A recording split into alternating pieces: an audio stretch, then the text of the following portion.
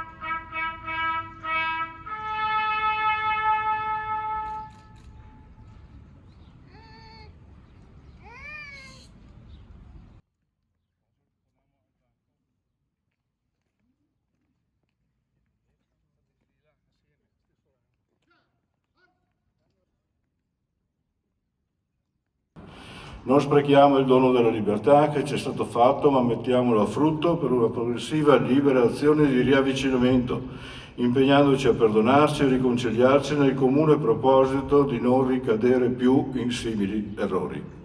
Il non farlo non rimedierebbe i mali di quegli anni e ci impedisce di riunire le forze, di serrare le fila assieme per affrontare meglio le sfide e i cambiamenti epocali che la nostra società oggi più di ieri sta affrontando. Qual è la valenza del 25 aprile nella storia d'Italia? Direi che è uno dei momenti fondativi del nostro Paese, della nostra storia nazionale, e non tanto per l'importanza militare che ebbe ai fini della risoluzione del conflitto, perché permise all'Italia di uscire dalla selva oscura in cui il fascismo aveva cacciato il nostro Paese. Un fascismo, vorrei ricordare, che non fu un regime bonario, una dittatura tutto sommato all'acqua di rose, più paternalistica che repressiva, alla quale si può ascrivere anche qualche tratto di liberalità, ma fu una dittatura feroce e spietata, che praticò la violenza squadrista per conquistare il potere.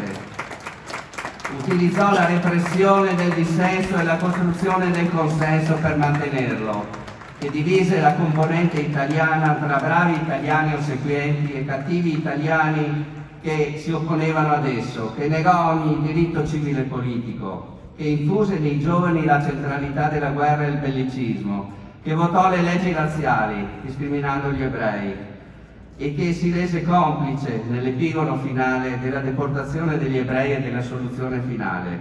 Noi oggi celebriamo, ma ricordiamo che la Costituzione e l'antifascismo sono pratica quotidiana, non celebrazione occasionale. Il popolo esercita la sovranità attraverso una serie di strumenti: libertà di pensiero, libertà di stampa, libertà di opinione, libertà di manifestare, libertà di aggregarsi nei partiti, nei sindacati. E questo principio aveva le origini nella libera e volontaria scelta dei partigiani. Essere qui in questa piazza, ma in tutte le piazze dove si festeggia la liberazione, vuol dire esserci col corpo, ma soprattutto con il cuore e la ragione. Buona liberazione a tutti noi.